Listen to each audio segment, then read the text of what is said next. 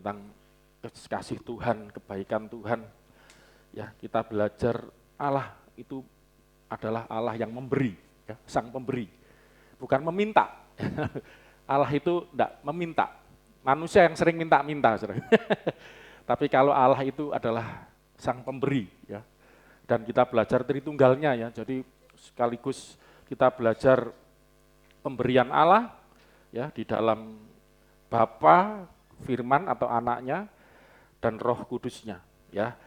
Kita belajar, ini ayat yang terkenal di ini dulu, Yakobus 1 ayat berapa itu ya. Catatan saya loncat-loncat soalnya. Ini untuk kepentingan saudara ya. Pembelajaran, tapi saya di sini mau khotbah sebagai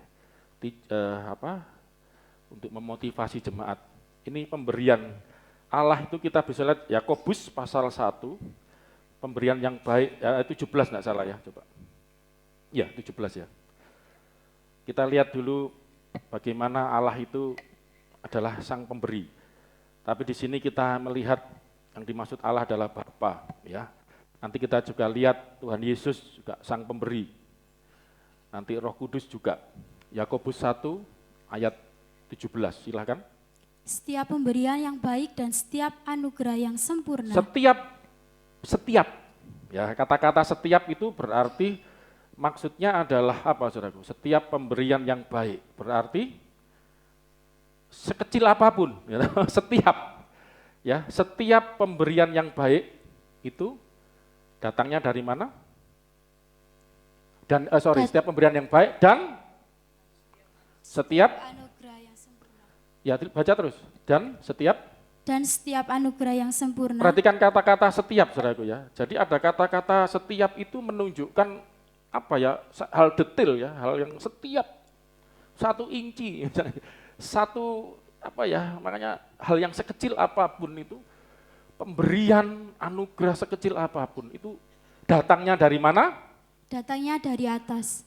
Datangnya dari atas. Terus? Diturunkan dari Bapa segala terang. Nah, dari atas berkat itu. Yang nurunkan siapa? Bapa. Nah, istilah Bapa aja sudah menunjukkan ini Tritunggal ya, ada Bapa, ada anaknya itu adalah firman yang keluar dari Bapa untuk mewujudkan apa yang menjadi kehendak Bapa. Jadi kita belajar tentang Bapa dulu, menurunkan dari atas setiap pemberian, setiap anugerah, dan yang baik dan yang sempurna. Tadi ini saya belum garis bawahi itu. Bukan cuma baik, tapi apa? Sempurna. Sempurna itu enggak ada cacat celahnya gitu loh, saudara. Itu kalau dari Tuhan, tunggu dulu ya. Itu nanti karena ayat di atasnya kan gini. Itu bicara tentang pencobaan ya. Itu nanti baca sendiri, nanti panjang ya. Pencobaan itu yang kamu alami. Itu bukan dari Allah, bukan dari Bapa itu ya. Karena manusia kan selalu berpikir ini cobaan Allah. Sorry, itu bukan ajaran Kristen. Allah tidak pernah mencobai. Di situ ayatnya kan, itu di Yakobus itu, ayat atasnya baca. Tidak pernah mencobai siapapun. Tidak pernah dicobai, tidak pernah mencobai siapapun. Pencobaan itu datang dari, itu ayat di atasnya kan, makanya muncul ayat ini. Dari dirimu sendiri. Jadi kalau Anda ada masalah, itu bukan pemberian Tuhan, sorry. Kita belajar Allah sang pemberi. Allah tidak memberi masalah. Allah tidak memberi penyakit. Allah memberi kesembuhan. Itu Allah memberi kesembuhan. Allah memberikan apa tadi, sukacita, Allah tidak memberi masalah, justru Allah memberi jalan keluar. Ya, 1 Korintus berapa ya? 13 ayat 10 atau 10 13? 13 10 itu ya. Cobaan itu tidak melebihi kekuatanmu itu ayat itu, saudara ya. Tapi ketika pencobaan itu datang, Allah itu setia, dia akan memberikan jalan keluar. Ini Allah kan pemberi, dari situ udah kelihatan. Kristen itu seperti itu. Allah tidak pernah minta. Kalau ada sih di Alkitab Allah mencari. Nah, ada mencari. Mencari itu bukan meminta loh ya. Mencari. Yang dicari mau enggak gitu loh. Ya toh? Allah mencari penyembah-penyembah yang benar. Allah mencari waktu Adam jatuh dosa. Adam di mana kamu? Enggak mau datang ya sudah, untung Adam datang ya. Di sini Tuhan tapi takut telanjang. Allah mencari, oke. Ya, tapi Allah minta, enggak pernah. Allah butuh apa ya di WA Group itu. Kadang memang di WA Group itu lebih lengkap ya daripada khotbah, karena itu catatan saya dapat dari pelajaran Alkitab yang saya dapat. Ya kalau yang saya khotbahkan kan saya pilih kadang-kadang ya tidak bisa semua ya, repot waktu juga. Itu kan lebih lengkap ya di situ. Bagaimana Allah itu ya luar biasa lah ya dalam hidup kita, ayat-ayat yang diajarkan. Diturunkan dari Bapa segala terang, padanya, lanjutnya. Padanya tidak ada perubahan atau bayangan karena pertukaran. Ya, enggak berubah, enggak ada perubahan. Manusia itu selalu berubah. Ya, dari bayi secara fisik aja berubah. Dari bayi kan bertumbuh, tubuhnya berubah. Jiwanya berubah, dari anak kecil enggak ngerti apa-apa, makanya sekolah mulai ngerti, mulai pinteran berubah. Dari PO, lolak-lolok, jadi lumayan ngerti, tambah lama tambah ngerti, atau tambah kebalikan, dari pinter tambah PO, ini jangan sampai ya. Ya bisa, orang dulunya pinter jadi bodoh. Manusia itu berubah. Dulunya jahat jadi baik, yang baik jadi jahat, oh ya banyak. Dulunya setia, jadi tidak setia, ya berubah. Ya. Tapi yang enggak setia jadi setia juga banyak. Ada lagunya kan, tambah hari. Gitu. Tambah kan berarti berubah. Cinta Yesus. Jadi cintanya dulu mungkin ya sekedar ya lama-lama tambah cinta. Itu tambah hari, tambah ku percaya, tambah hari, tambah benci dosa. Jadi imannya tambah, bertumbuh. Kebenciannya kepada dosa bertambah. Dulu dosa berteman. Lama-lama tambah hari, tambah ku setia, tambah. Tapi kalau Tuhan itu enggak bisa bertambah, enggak bisa berkurang juga. Sempurna itu artinya gitu. Amin, saudaraku. Jadi kasihnya Tuhan itu saudara jangan salah mikir ya. Oh Tuhan tambah mencintai aku, oh bukan. Tuhan itu kalau mengasihi ya sudah, ukurannya itu sempurna. Kalau kita tambah sayang, bisa tambah jembek, bisa manusia ya, rubah. Tapi kalau Allah itu enggak pernah, makanya tadi kita kan nyanyi, kasih setia Tuhan tak pernah berakhir, tak berkesudahan. Ya kan, itu sudah lengkap, sudah sempurna. Ya saudaraku ya, kalau bicara selalu baru setiap pagi, itu maksudnya gini, setiap pagi kita bangun, itu yang kita rasakan gitu loh. Setiap pagi saudara, bukan setiap hari ya. Bukan, karena pagi itu menggambarkan hari yang baru. Saat kita menyongsong hari yang baru, kita rasakan lebih lagi perasaan kita. Gitu. Tapi Tuhan itu, ya karena kita semakin mendekat, kita semakin merasakan. Gitu. Ya, itu penting ya. Oke, ini Bapa itu pemberi. Nah sekarang tentang anaknya, Sang Firman yang jadi manusia. Efesus 4, mulai 8, ya ayat 8 aja. Efesus 4 ayat 8. Itulah sebabnya kata Nas, tatkala ia naik ke tempat tinggi, ia membawa tawanan-tawanan, ia memberikan pemberian-pemberian kepada manusia. Ini bicara tentang Tuhan Yesus ya, kenaikan ke sorga. Ya, tatkala ia naik ke tempat tinggi, kembali kepada Bapa ya, pada kemuliaannya sebagai firman yang keluar dari Bapa, kembali kepada Bapa, sumber ya, dari mana Yesus keluar sebagai Sang Firman. Itu tatkala naik membawa tawanan, membebaskan orang-orang yang tertawan. Saya tidak bicara ini lagi, saya sudah pernah khotbah kan. Waktu Yesus mati kan, kubur-kubur terbelah, gempa bumi itu ya. Orang-orang bangkit ya, yang mati dari zaman Adam sampai sebelum Yesus bangkit itu. Itu muncul bahkan menampakkan diri bersama sama Yesus ya. Dan dibawa naik ya toh, masuk ke Firdaus ya.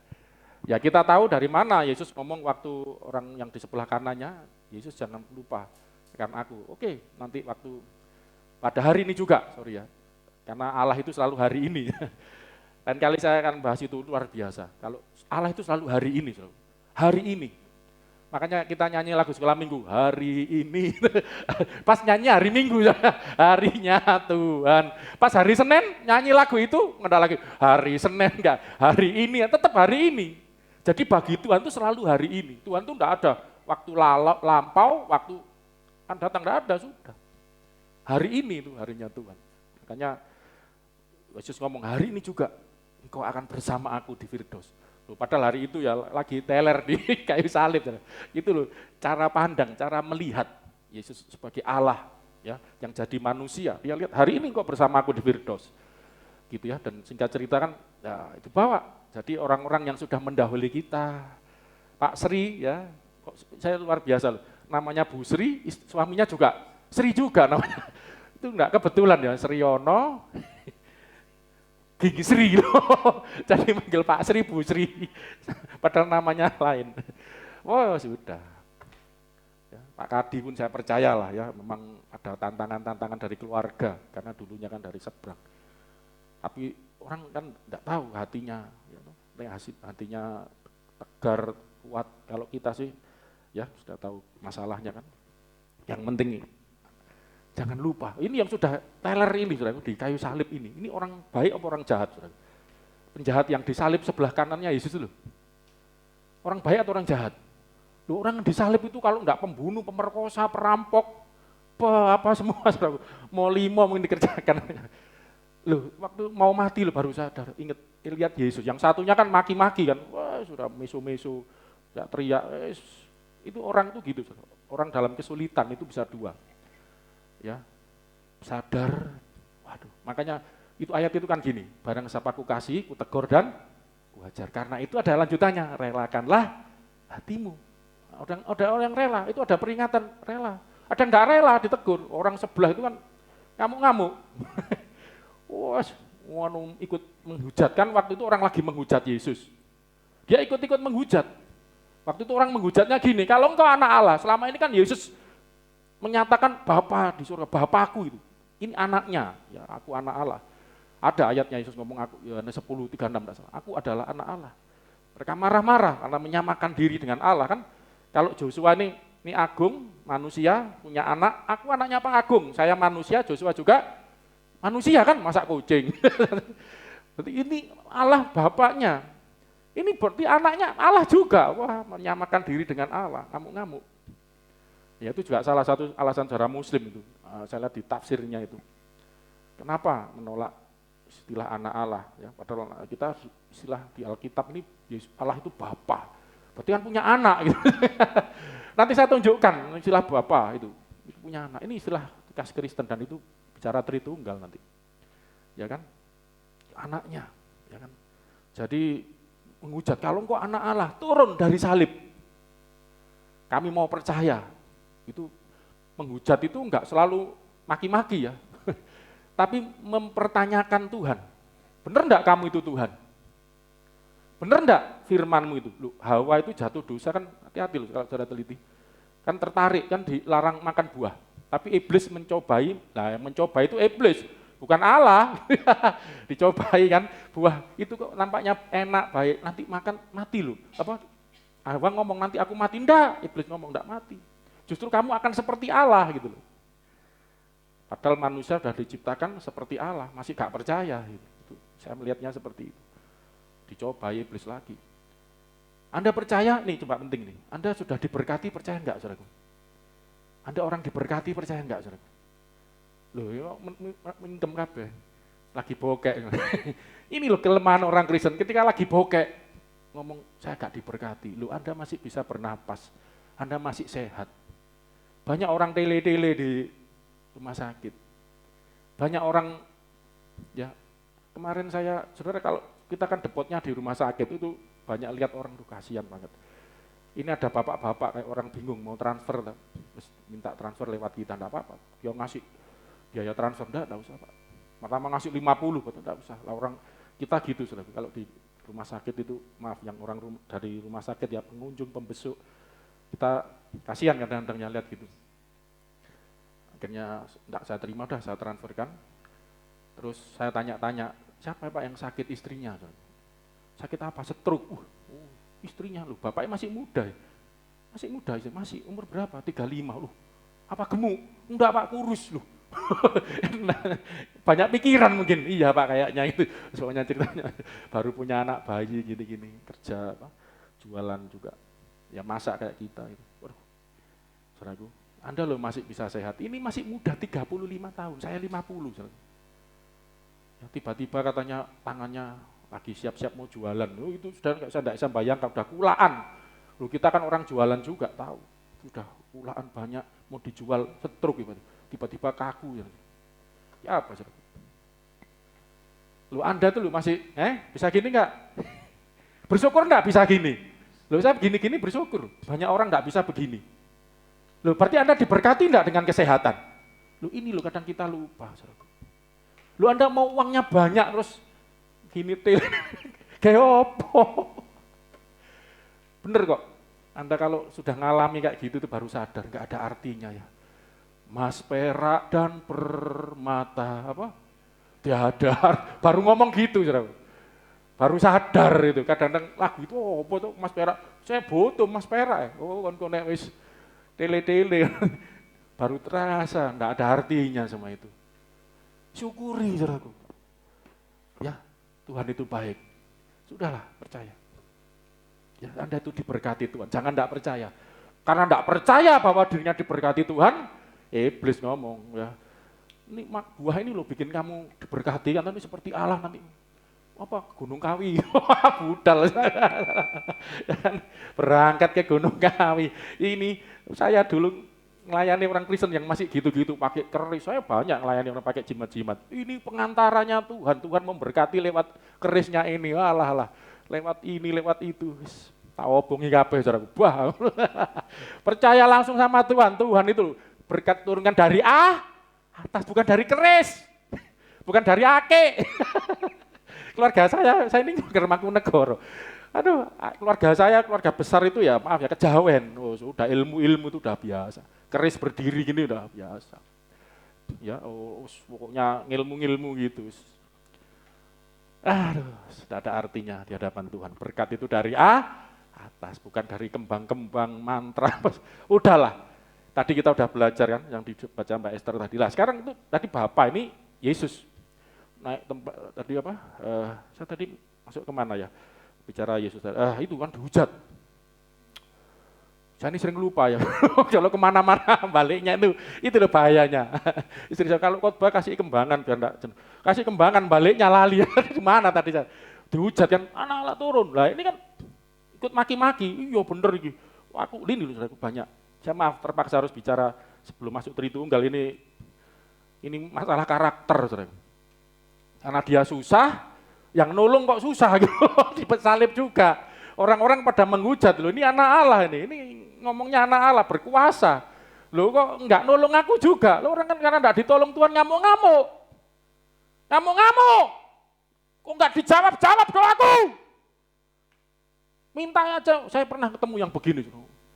Aneh saudara dia doanya nih, ini lama, ada undian itu loh. Apa sih acara pasar malam. Dia berdoa lah, pasar malam berdoa buat anaknya supaya dapat apa gitu loh. Undian lah, yang diundian orang ribuan. Yang dapat 1, 2, 3, yang enggak dapat saudara. Saya enggak pernah dapat sampai detik ini, coba bener. Undian enggak pernah dapat. Undian di kolong meja, kolong tempat duduk, enggak pernah dapat. Lah ini kan berdoa karena anaknya kepengin apa gitu loh, kipas angin. Enggak dapat dia sama Tuhan. Tuhan wong cuman minta ini aja loh, enggak dikasih. Saya ngamuk-ngamuk. Enggak percaya lagi. Saya dalam aku lo gak pernah dapat undian apa-apa itu enggak pernah. Enggak butuh undian. Saya percaya berkat itu dari atas dari Tuhan sendiri ya. Saya diberkati dengan istri yang luar biasa. Aduh bersyukur, gak minta lain-lain. Ya itu saudaraku banyak orang gak bisa bersyukur seperti itu. Nah, termasuk si kiri ini tadi ya penjahat di kiri. Nah, yang kanan ini luar biasa. Jangan seperti itu. Dia ini maksud Yesus ini enggak layak mendapat perlakuan dia seperti ini. Enggak layak kamu maki-maki seperti ini. Dia bukan seperti kita, orang berdosa yang layak. Lah ini saudaraku, penting ini. Yang layak dihukum ini ajarannya Yesus. Ngasih contoh ada 2 orang berdoa. Atau yang satu pemungut cukai, orang berdosa, yang satu ahli Taurat. Orang yang ahli kitab. Hafal, Anda aja sama ahli Taurat kalah mungkin. Apa ayat? Buka aja jarang-jarang Pak. Ahli Taurat itu sudah khatam itu. Tapi waktu berdoa, Yesus ngomong apa? Mana yang dibenarkan? Karena apa? Ahli Taurat ini berdoanya, ya Bapa, ya Allah, aku bersyukur. Kebetulan doanya jejeran gitu. Aku tidak seperti pemungut cukai ini orang berdosa. Aku bersyukur. Aku ini orang alim, orang soleh, gitu ya. Aku berpuasa 2 kali seminggu, apalagi itu ya banyak itu. Sembahyang rutin. Wah, aku bersyukur aku orang baik gini-gini. Yang ini nangis saja. Tuhan ampuni aku orang berdosa ya Tuhan. Gini, lihat, enggak berani lihat ke atas sampai. Yesus ngomong, mana yang dibenarkan menurut engkau ini? Yang dibenarkan justru yang berdosa ini, yang merasa benar ini ya sudahlah kamu nganggap dirimu benar ya sudah, ya kan enggak minta dibenarkan. Yang ini minta dibenarkan, mohon ampuni aku orang berdosa. Lah seperti yang penjahat di sebelah kanan ini, kami layak. Maaf saudaraku, ini namanya bayar harga istilahnya. Lah lain kali ya saya sudah sharing-sharing dengan beberapa orang, ini namanya ya dia mencuri, merampok, membunuh segala macam kejahatan, ya dihukumnya bayar harga, dia makanya sadar ya ini kami layak gitu. Berapa banyak ketika orang mengalami masalah, musibah, kesulitan, tidak menyadari ini ya bayar harga akibat perbuatanku. Nyalahkan Tuhan, ya seperti yang sebelah kiri. Nyalahkan Tuhan, kok tidak nolong aku, loh. Ini karena nanti kita lain kali akan bahas itu. Ini yang bikin orang Kristen senewen ya itu. Kok gak ditolong-tolong Tuhan gitu. Bukan masalahnya itu, ada proses, ada bayar harga itu nanti. Ada restitusi, itu di pelajaran Anda. Restitusi itu Alkitab ada. Hukum Taurat itu ada, harus ganti 1/5 segala macam. Wah, ada itu. Jadi Anda keliru apa gitu, harus membuat restitusi, mengganti. Nah orang Kristen sekarang nggak mau, di perjanjian lama itu gitu. Perjanjian baru pun ada, tapi bentuknya beda. Ya kita nggak bahas itu. Tentang Roh Kudus sekarang. Tambahan lihat terasa nanti. 1 Korintus 12 ayat 9. Ayat mulai 8 aja. Ini Roh Kudus memberikan karunia-karunia itu loh, tentang karunia roh. Coba lihat ayat ini. Siapa yang memberi ini? Sebab kepada yang seorang roh memberikan... Bacanya jangan gitu. Sebab, habis pergi-pergi kok lupa ya. Sebab kepada yang seorang roh. Jangan seorang roh. Seorang. Sebab roh, kepada yang seorang. Sebab kepada yang seorang. Kepada seorang roh. Roh memberikan karunia untuk berkata-kata dengan hikmat. Ada orang diberikan roh, ini roh Allah memberikan karunia berkata-kata dengan hikmat. Terus. Dan kepada yang lain. Liannya kepada lainnya. Roh yang sama memberikan karunia berkata-kata dengan pengetahuan. Roh yang sama loh ya, bukan roh yang lain lagi. Ini rohnya Allah, baca atasnya itu, rohnya Allah. Itu dari situlah orang bisa percaya Yesus, mengaku Yesus, itulah Roh Kudus dicurahkan. Nanti itu belajar konsep itu. Terus 9 misalnya contohnya. Kepada yang seorang. Roh yang sama memberikan iman. Roh yang sama memberikan iman. Dan kepada yang lain, ia memberikan karunia. Iya, ini roh yang sama tadi kan, memberikan karunia untuk menyembuhkan. Wah, macam-macam. Terus nanti, itu Roh Kudus. Jadi Roh Kudus itu juga memberi itu loh. Jadi Kristen itu isinya pemberian Allah tok wis ngono. Itu sudah. Bapa tadi memberi yang baik, setiap pemberian yang baik, yang sempurna, diturunkan dari atas, enggak berubah. Berkat itu sudah disiapkan. Itu ada ayatnya malah apa? Efesus ya. Sebelum dunia dijalan segala berkat yang tersimpan di sorga bagi kamu. Kalau belum turun, masih disimpan ya Mas Yoga ya. Masih disimpan. Sabar saudaraku ya. Apapun itu. Pasangan hidup. Ya mungkin kekayaan bisa. Nanti kita belajar itu ada, kalau menurut saya orang kaya di dunia, yang dari Tuhan loh ya. Bukan yang dari gunung. Iblis bisa ngasih kekayaan. Apa bilang enggak bisa? Bisa. Ya, dengan cara yang enggak benar tadi. Manusia pun dengan cara yang enggak halal pun bisa kaya. Tapi mesti ujungnya itu loh saudaraku, masalahnya kan di situ. Tapi kalau dari Tuhan, saya percaya Tuhan juga pemberi kan. Tuhan bikin kaya pun bisa gitu loh, ada ayatnya banyak. Lah, cuman gini saudaraku, kalau menurut saya kaya itu dalam pengertian Alkitab itu adalah bendaharanya Tuhan gitu loh. Jadi Tuhan itu punya bendahara-bendahara yang dititipi. Bendahara itu dititipi, bukan uangmu. Titipi, salurkan. Nek ndak iso dipercaya, wah bendahara opo iki korupsi tok. Bendahara opo iki enggak dipangan dhewe sejopo kasih yang lain loh gitu. Kalau saya yakin itu. Ini masalah peran. Kalau orang jadi bendaharanya Tuhan ya dia bisa dipercaya enggak? Nah, kalau bicara saya yakin orang yang kaya-kaya di dalam Tuhan itu bendahara-bendaharanya Allah. Dipakai Tuhan, saudara-saudara yang diberkati dengan kekayaan. Bersyukur. Dan jangan lupa, ya toh, itu adalah peran, karunia yang diberikan. Mana ada karunia memberi kan? Ya, sebenarnya enggak hanya orang kaya, orang enggak punya pun, di Alkitab tuh miskin pun bisa memperkaya banyak orang, adalah kita. Walaupun kami miskin itu siapa yang ngomong? Ayo, Paulus, itu kalau buat keluh bagus ya. Siapa yang pernah ngomong? Sekalipun kami miskin, kami memperkaya banyak orang sebagai rasul dia. Wow, luar biasa. Itu enggak tahu baca tuh kok ingin saya seperti itu ya. Yuk, kaya kan ukurannya saya kepingin memperkaya banyak orang. Gak usah jauh-jauh, jemaat dulu aja. Amin, saudaraku. Tapi jangan minta uang saya ya. Sama melalui doa, melalui firman. Anda belajar. Ya, ini termasuk ini. Tapi paling enggak kita bisa nyimpulkan, Allah itu pemberi. Bapa memberi, Yesus pun datang ke dunia. Naik ke atas pun, makanya aku enggak tinggal kamu sebagai yatim piatu. Damai sejahtera aku tinggalkan, tetap. Wah, Allah itu selalu beri, enggak pernah minta. Kalau Allah meminta, kalah dong nanti sama ibu-ibu. Hanya memberi, itu kan lagunya ibu-ibu ya. Kasih ibu. Halo ibu-ibu di sini? Mbak Mul? Kasih ibu kepada beta tak terhingga sepanjang masa. Waduh, hanya memberi apa? Harap ke wow, itu ibu-ibu. Kalau Allah enggak seperti itu, kalah dong sama ibu-ibu, hanya memberi. Allah itu enggak pernah harap. Itu ada ayatnya kan ya, kalau kamu minta ya Kebus 1, tetap ayat 1, ayat 5 enggak salah itu. Minta kekurangan hikmat, minta hikmat. Allah enggak pernah ngungkit-ngungkit, bangkit-bangkit di situ. Dia memberi gitu aja. Kalau manusia habis memberi, minta imbalan. Imbalannya mungkin pujian atau apa, nama baik. Ngungkit-ngungkit. Kalau Allah kita enggak pernah. Lah masalahnya gini ya, coba. Ini kan Bapa memberi, anak juga memberi sang firman, Roh Kudus juga memberi.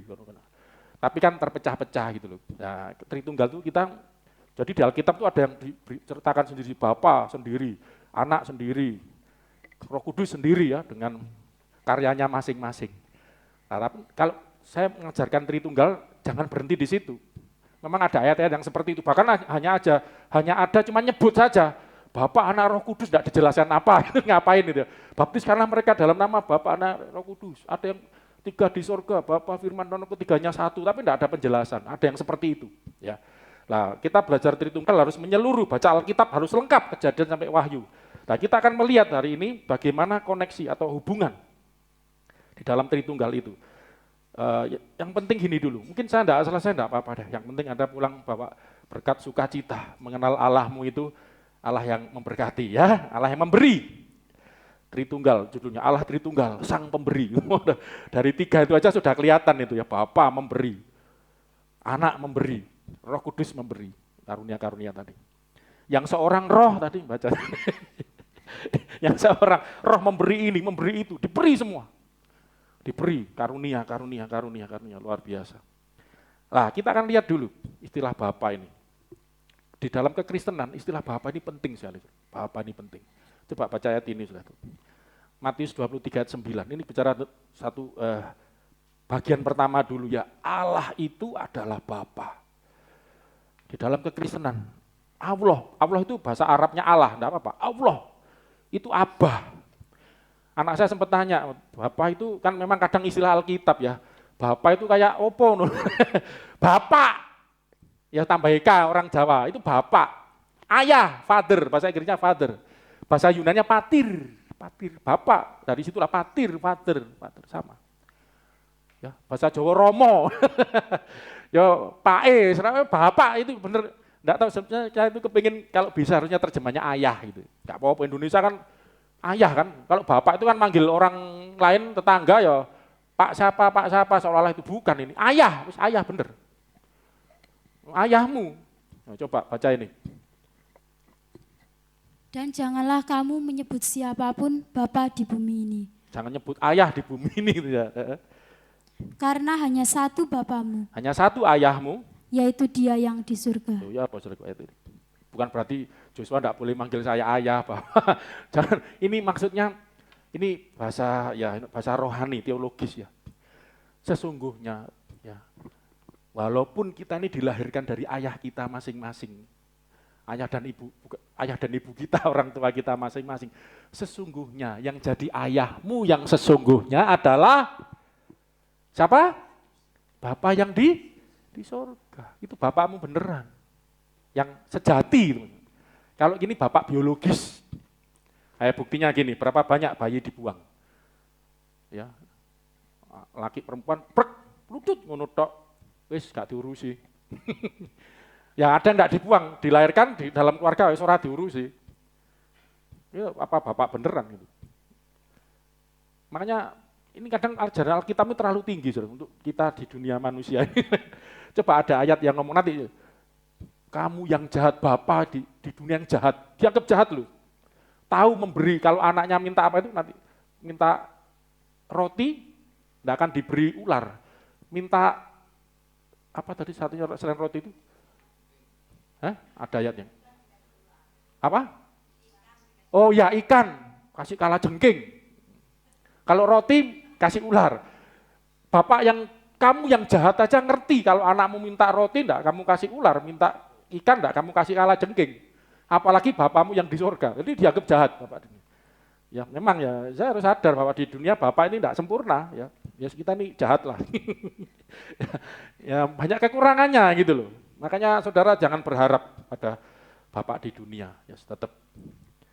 Nah, Mas juga sudah tidak ada semua ini ya. Sudah langsung aja Mas juga ya. Ada bapak di surga yang sudah sepuh-sepuh. Apalagi sudah tidak ada semua bapaknya ya, bapak ibunya. Nah, Allah itu bapak. Ini ada lagi.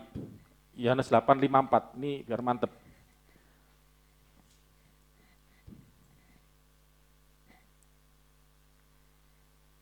Ayo. Jawab Yesus, jikalau aku memuliakan diriku sendiri, maka kemuliaanku itu sedikit pun tidak ada artinya. Banyak orang ngangkat dirinya sendiri. Loh, aku lo nabi, aku lo Tuhan. Nah, Yesus enggak terus diangkat pengikut. Oh, banyak orang kalau sekarang kan mau kampanye, kasih apa aja nurut saudaraku. Tapi Yesus ngomong enggak, dia enggak butuh. Bahkan ada di ayat terusnya itu nanti enggak butuh pengakuan manusia, enggak butuh dukungan manusia, kemuliaan dari manusia, kesaksian manusia ada itu aja. Yohanes Pembaptis pun itu bersaksi itu kepentingan kamu gitu loh. Tapi ini itu tidak ada artinya. Bapakulah yang memuliakan aku. Ini saudara. Tentang siapa kamu berkata, dia adalah Allah kami. Allah kami loh, Allah yang kamu sembah itu loh Bapak. Bapak Yesus menegaskan itu, dan itu Bapakku. Aku keluar dari Bapa, ya sebagai firman kan keluar dari Bapa. Oke. Terus ini ada satu terakhir lah, banyak. Ini tapi kasih 2 ayat lagi ya. Efesus 4 ayat 6. Sudah pernah baca ini enggak? Memang bahasa Alkitab tuh bikin ngeluh ya. Maaf, tapi jangan gara-gara ini Anda malas baca Alkitab. Kalau sulit ambil aja. Makanya saya ada satu kata, 2 kata coba untuk ayat ini baca. Mumet satu Allah dan Bapa dari semua. Satu Allah. Itu Bapak dari semua. Allah itu Bapaknya semua. Allah yang di atasnya semua. Dan oleh semua dan di dalam semua. Kalau itu masih benar, ini loh, oleh semua. Dan di dalam semua. Oh, mumet kan. Nanti jelaskan ini enggak selesai-selesai. Bahasa teologis ini, bahasa Alkitab. Tapi saya mau garis bawah ini aja. Allah itu satu Allah. Allah itu satu. Orang Kristen enggak nyembah 3 Allah, satu Allah. Yaitu Bapa dari semua. Allah itu Bapaknya semua. Ya, Yesus itu nyebut Allahku dan Bapakku. Allahmu dan Bapamu pernah. Ya. Bapa itu Allahnya Yesus juga. Kok bisa? Gitu. Yesus itu menerima sebagai kealahan itu dari Bapa karena keluar dari Allah. Firman Allah itu gini loh, Yesus itu Allah. Tapi bukan Bapa. Jadi Yohanes itu kelirunya di situ. Yesus itu Allah tapi sebagai firman-Nya Allah. Karena firman Allah itu adalah Allah, keluar dari Allah. Gitu loh. Makanya itu nanti bisa menjawab, kenapa Yesus kok nyebut Bapa itu juga Allah gitu loh. Karena dia sumbernya dari situ, ya, keluar dari Allah. Dan penafsiran yang kedua sebagai manusia, itu Allah yang diajarkan Yesus, bukan Allah yang diajarkan nabi siapa, bukan. Nah, sekarang Bapa dari semua. Apa maksudnya Bapa dari semua? Ini saya mau, kalau sulit belajar, coba ini satu frasa ini aja, ini sebut frasa ya. Bapa dari Semua, bapaknya semua. Lah Anda makanya kalau baca Alkitab dari Kejadian sampai Wahyu, sudah belum? Pernah habis belum? Sudah Pak, ngerti enggak? Ada yang nyentel enggak? 1, 2, 3, lumayan lah daripada enggak. Kalau bisa ya banyak tambah, nyentel banyak. Kalau bisa jangan sekali, 2 kali, saya sudah lupa sampai berapa kali, baca lagi ya. Coba ayat ini, Yesaya 45 ayat 11. Apa yang dimaksud Bapa dari semua? Ini baru jelasin Bapa sudah gini. Beginilah firman Tuhan, yang Maha Kudus, Allah dan pembentuk Israel. Kamukah yang mengajukan pertanyaan kepadaku mengenai anak-anakku? Kamu tanya tentang anak-anakku loh. Ini makanya maaf ya kalau saudara muslim sudah saya tunjukkan ayatnya kan. Allah itu enggak punya anak. Makanya enggak boleh sebut Bapa. Makanya Kristen ini luar biasa. Hanya Kristen yang ya karena apa? Kalau nyebut Bapa itu suatu hal yang mungkar. Saya enggak tahu mungkar itu apa. Dan itu langit akan terbelah gitu ya. Kurang ajar pokoknya. Allah itu panggil Bapa, enggak boleh. Itu suatu yang sangat pokoknya bikin heboh, kacau, mungkar, jahat, musyrik mungkin ya, tak boleh. Tapi ini loh Alkitab ngomong apa? Allah dulu ngomong, apa yang mau ditanyakan tentang anak-anakku? Terus baca. Allah ini bela anak-anaknya. Atau memberi perintah kepadaku mengenai yang dibuat tanganku. Nah, coba, ini enggak belajar. Kamukah yang mengajukan pertanyaan kepadaku mengenai anak-anakku? Mengenai anak-anakku, ada yang mau komplain tentang anak-anakku gitu, atau memberi perintah kepadaku, ngatur-ngatur aku mengenai ini syair Ibrani, mengenai anak-anakku, mengenai buatan tangan yang dibuat tanganku. Anak-anakku ini bicara apa yang dibuat oleh Tuhan, diciptakan Tuhan. Jadi Kristen itu melihat, makanya malaikat itu ya anak-anak Allah, orang Israel pun anak-anak Allah. Kita pun juga anak-anak Allah. Orang Kristen enak aja, Bapa di surga. Enak, enggak sampai mungkar, enggak sampai diasap, kurang ajar emang belum Bapak lu. Ini Bapak sendiri yang ngomong, itu anak-anakku loh. Ada ayat lagi loh sini, mau tak lewati jadi enggak jadi nih. Ini Allah sendiri yang ngomong. 2 Korintus 6:18.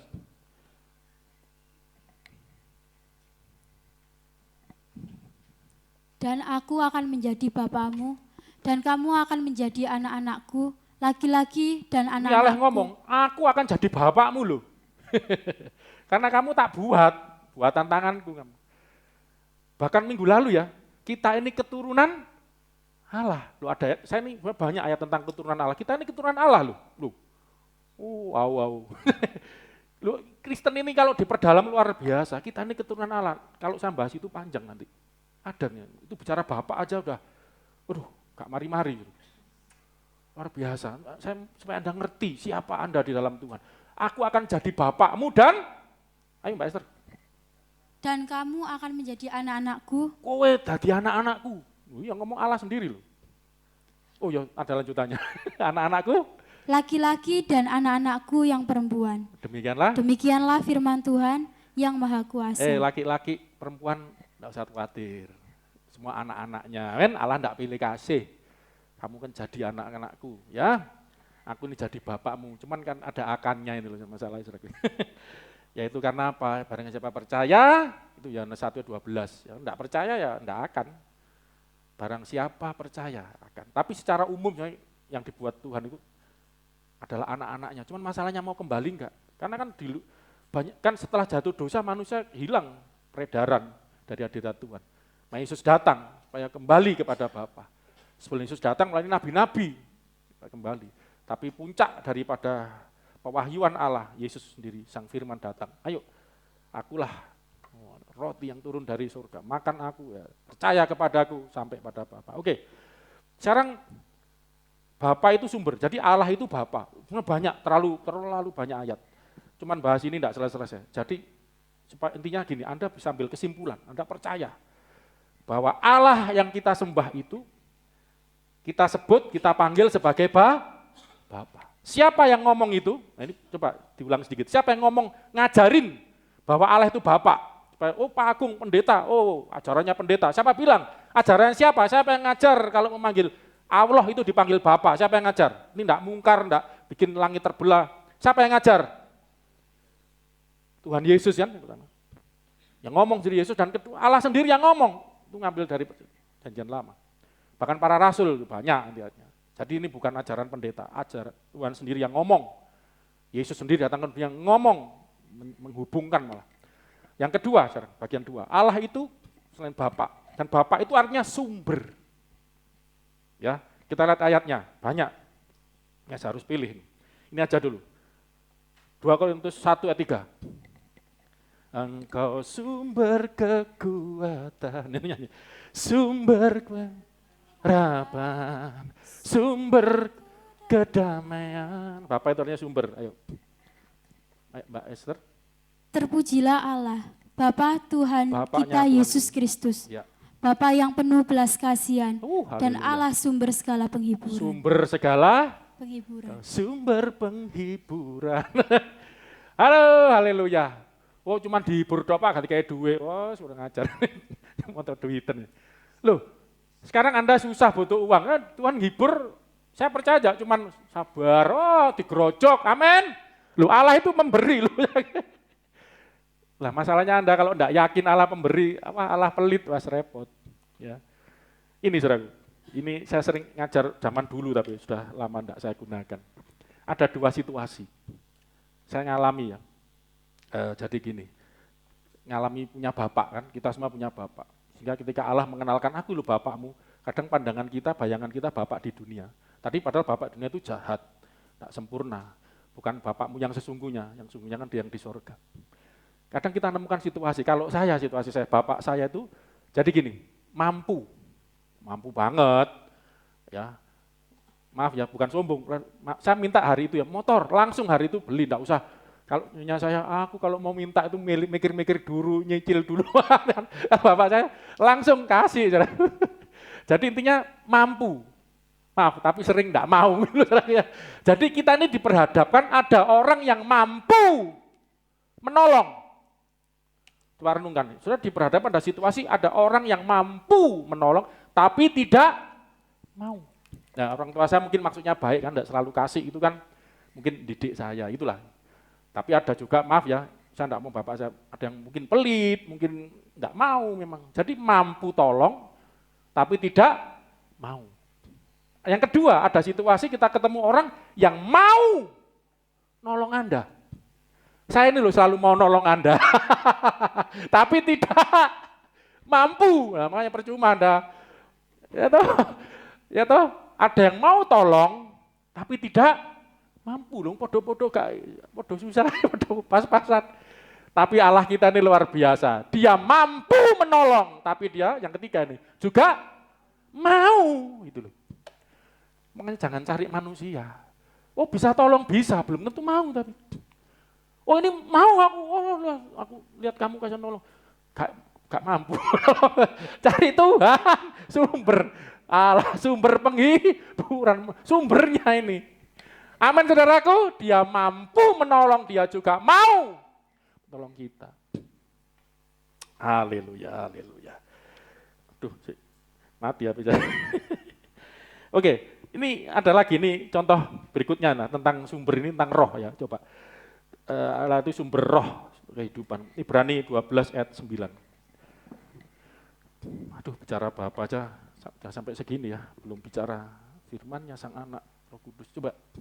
Selanjutnya, dari ayah kita yang sebenarnya kita beroleh ganjaran, dan mereka kita hormati. Ya, jadi ini nanti ayat di atasnya tentang didikan ya. Jadi Bapa yang baik itu justru yang mendidik anaknya. Itu ngasih contoh Bapa di surga. Makanya yang dikasih, ditegur, diajar, dididik. Ya, mengasihi itu bukan memanjakan. Maaf ya, saya tidak bisa bayangkan kalau setiap minta dikasih, setiap minta. Maksudnya memang Tuhan kasih gitu. Tapi saya pernah ngajar kan, Tuhan menjawab doa itu ada 3 kan, ya, tidak, dan tunggu dulu. Gitu loh. Banyak orang yang maunya ya terus gitu. Tapi ada kalanya Tuhan bilang tidak, ini enggak baik buat kamu gitu. Tuhan aku minta yang itu Tuhan. Oh, yang brewok itu Tuhan. Oh, enggak, jangan itu enggak baik. Tapi kita ngotot misalnya. Minta, belum tentu itu Makanya kadang Tuhan jawab tidak itu juga untuk kebaikan kita. Makanya tidak memanjakan Tuhan.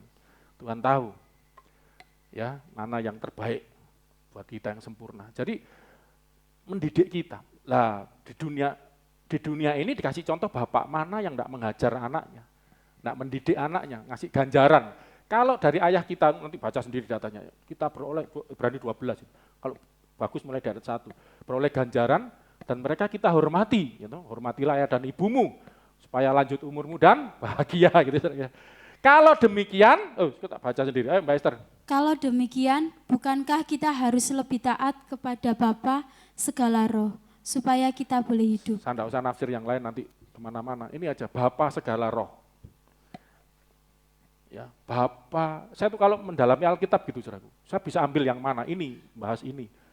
Satu ayat aja, tentang penghormatan, tentang itu, wah satu ayat aja enggak habis-habis merenung, belajar, diingatkan Tuhan ayat yang lain gitu loh. Banyak orang cepet-cepet baca, penting habis, tapi enggak ngerti kaitan satu ayat dengan ayat yang lain. Saya akan tunjukkan, ini kaitan, tadi sempat saya tunjukkan apa. Ada kaitan, sebelumnya kan ada itu. Ini nanti saya tunjukkan kaitan tentang Bapa segala roh. Saya mau tunjukkan Bapa itu sumbernya segala roh. Nah coba kita kaitkan, jadi ayat ini bisa kita ganti, kita harus lebih taat kepada, bukankah kita harus lebih taat kepada apa?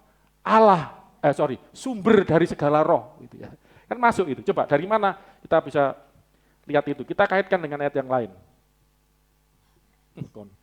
Ya, Ayub 34 ayat 14, ini sering. Dia sumber roh, bapaknya segala roh, sumbernya roh. Jikalau ia menarik kembali rohnya dan mengembalikan nafasnya padanya. Roh itu kan nafas hidup Allah, ditarik, dibalikan kepadanya. Loh kan sumbernya kan. Luar dibalikkan lagi. Itu nanti bawahnya mate gitu. Singkat ceritanya mati, kalau ditarik ya game over gitu loh. Tapi intinya kan ini yang punya roh. Ini yang terkenal kalau penguburan. Pengkhotbah 12 ayat 7.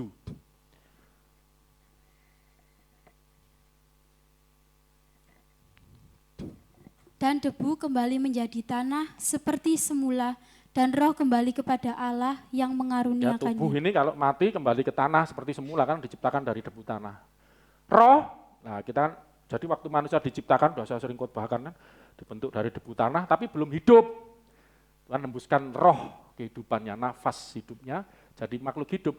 Lah roh ini kalau kembali kepada Allah yang mengaruniakannya, itulah mati.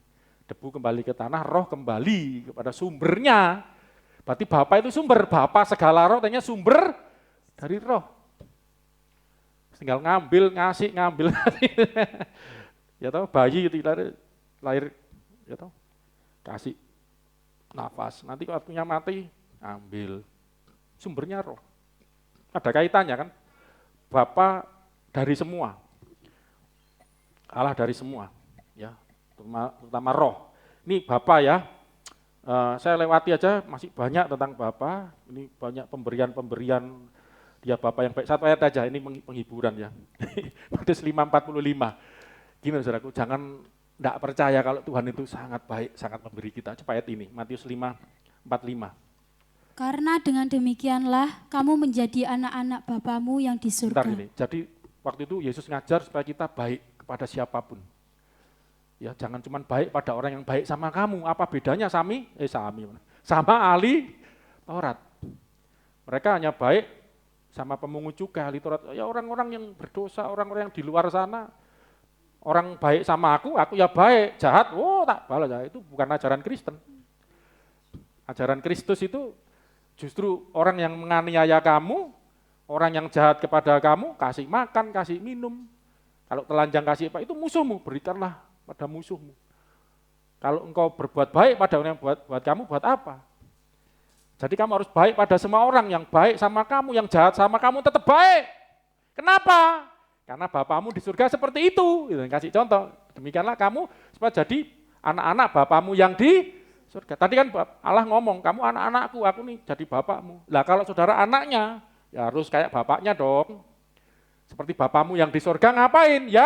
Yang menerbitkan matahari bagi orang yang jahat dan orang yang baik. Matahari ini apa khusus untuk orang baik saja? Sing jahat gak tak kei. Apa sing jahat tak wanasi mek gosong. Ya enggak lah, kasih itu untuk semua ini. Jadi ini namanya berkat umum. Kalau di teologi itu namanya Tuhan itu mengasihi semua, umum. Apa ada yang khusus? Yaitu orang yang mau menerima anaknya yang diutus ke dunia itu percaya Yesus sampai pada Bapa. Karena Nabi aja kurang. Nabi juga manusia. Harus yang dari sorga. Kan Nabi dari tanah. Nabi itu makhluk apa justru? Kan manusia juga. Manusia tidak bisa menyelamatkan. Yesus dari sorga, aku turun dari sorga. Yaitu sebagai sang firman, loh, dari Maria, itu kan tanahnya apa? Tubuhnya. Tapi dalamnya, ini loh masalahnya saudaraku. Itu keluar dari Allah, yaitu sebagai sang firman. Makanya yang mati ini tubuhnya. Ya itu yang belajarnya seperti itu. Menurunkan matahari bagi orang yang baik dan orang jahat, dan apa ini? Dan orang yang tidak benar. Dan menurunkan hujan. Nah tadi matahari, sekarang hujan bagi orang yang benar dan orang yang tidak benar. Nah semua dapat matahari, semua dapat hujan. Tidak pilih kasih. Loh ya saudaraku. Dunia Tuhan itu loh baik. Ajaran Kristen gitu. Mas saudara tidak usah heran kalau ada orang ini di luar Tuhan, bukan orang percaya kok diberkati loh. Bapakmu loh sumber berkat. Bapakmu loh maha kasih, siapapun dikasih. Maaf kita bukan ajaran yang di luar kami. Bom, mati, asap, perang. Enggak, justru Yesus ngajar, mana ajaran kasihlah musuhmu. Bukan cuma kasih, doakan dia, berkati dia ini. Saya pernah kena ayat ini. Udah jengkel kan, kalau ngasih dok lah saya ngampuni. Ini suruh berkati, kon. Saya ini pernah punya uang habis dapat pelayan.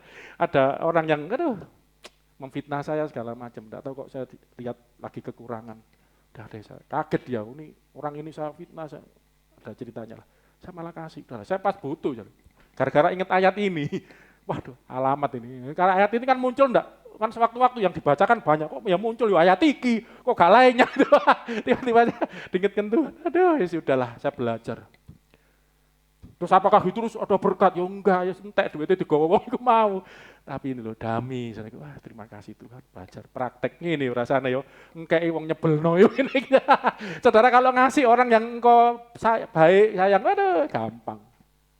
Tapi orang yang nyebelin kamu, yang ya kita ya manusia pernah ngerasain, saya difitnah, pelayanan saya di serobot dia apa, udahlah ngomong yang jelek.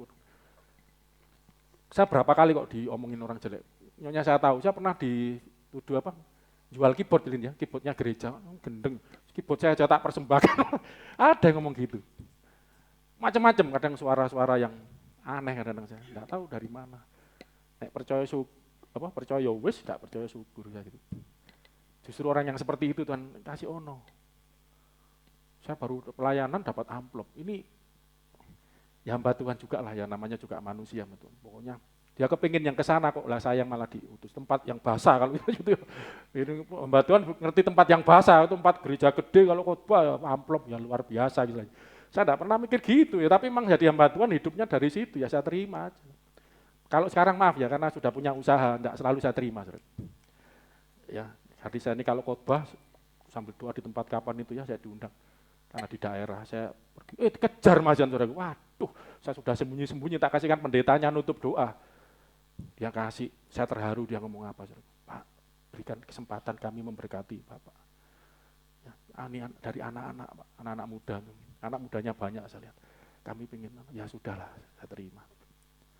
Si Tuhan berkati kamu, karena iman. Ya toh? Wah luar biasa. Makanya saudaraku, orang Kristen itu kalau bapaknya suka memberi, anaknya juga pelit ngawur mas juga gitu. Kan Anda pelit, saya curiga, anaknya sopo kamu itu? Anaknya sopo? Anak Tuhan, orang Kristen tidak ada yang pelit, amin. Yang pelit itu siapa? Kalau bukan Tuhan yang satunya. Itu terus minta tumbal, minta itu kalau Allah itu tidak pernah. Lu ada ya Kebusatat 5 coba. Allah itu loh, ngasih aja, kalau ngasih aja, udah. Terus enggak usah pikir mau dibalas, udah jangan. Banyak ayat itu, Mas juga tak ajarin praktek. Kalau ngasih justru orang enggak bisa bales ya Mas juga ya, itu Yesus ngajar itu. Nanti biar Bapak yang bales, itu nanti ada ayatnya bales. Coba.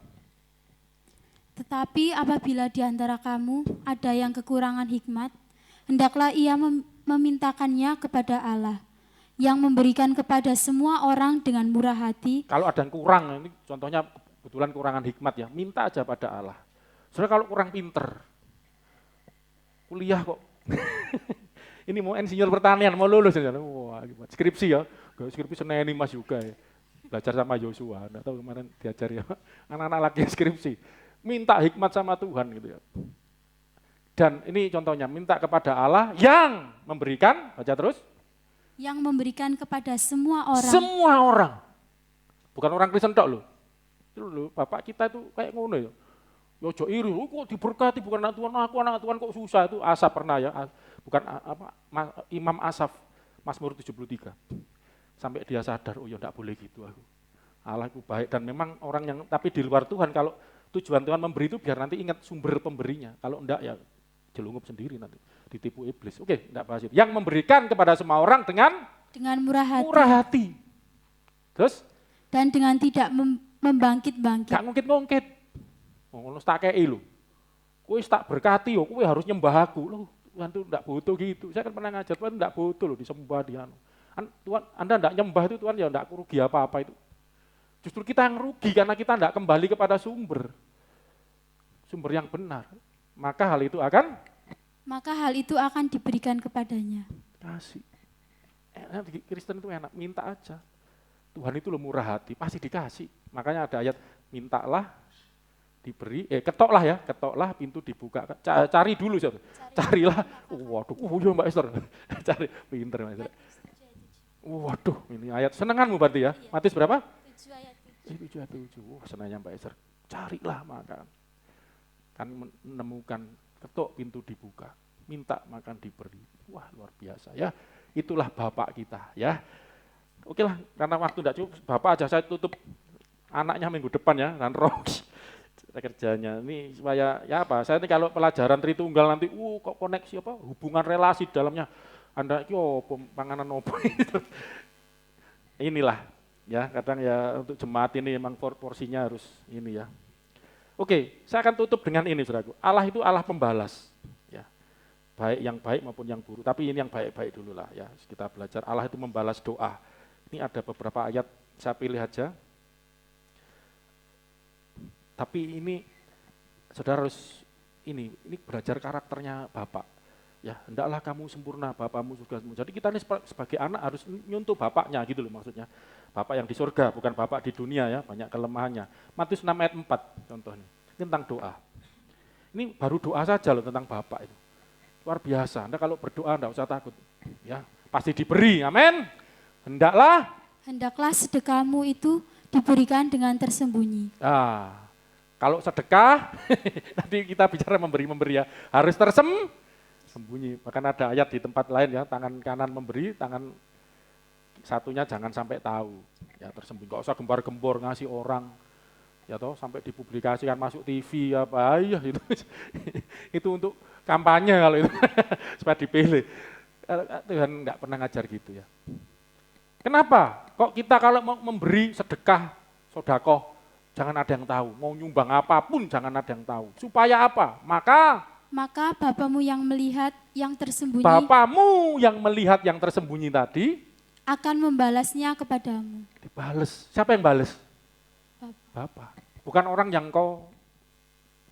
Kalau kita memberi sesuatu gratifikasi sebenarnya. Itu aja enggak boleh loh. Memberi dapat balasan. Ini ngasih ini. Saya dapat jabatan yang anak saya masuk kerja ya KKN dalam itu zaman Orba.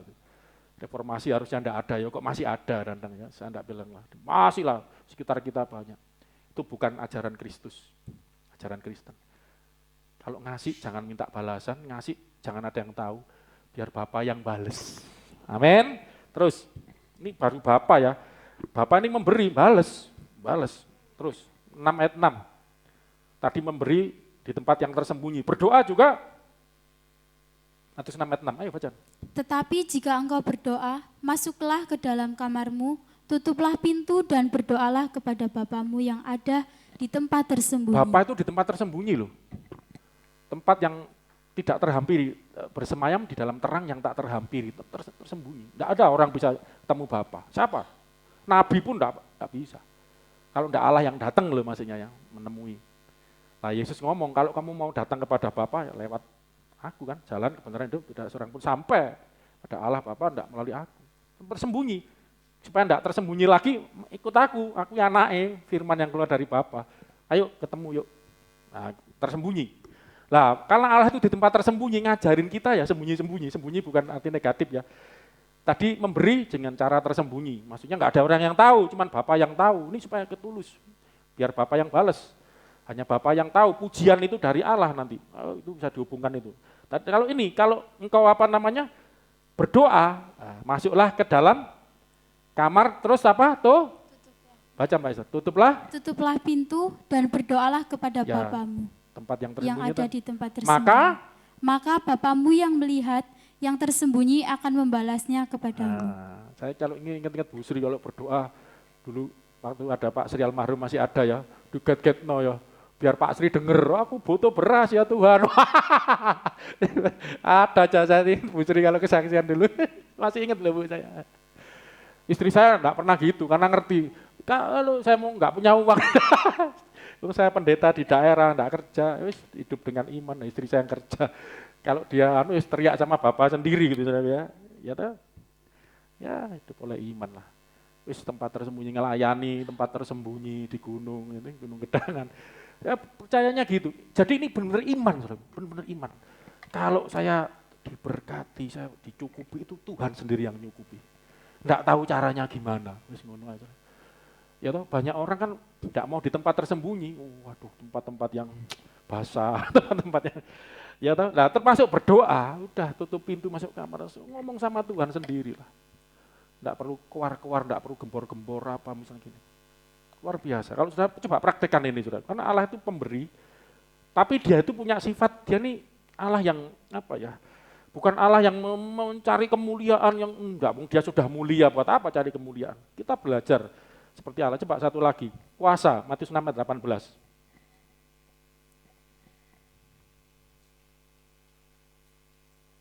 6:18 coba. Supaya jangan dilihat oleh orang bahwa engkau sedang berpuasa. Jadi puasa aja jangan dilihat orang, ketok lemes, bibirnya kering. Aduh aku poso, hebat ya kamu orang yang ibadah. Kalau itu ayatnya ada itu, kalau sudah begitu, kamu sudah terima upahnya kata Tuhan Yesus di ayat yang lain.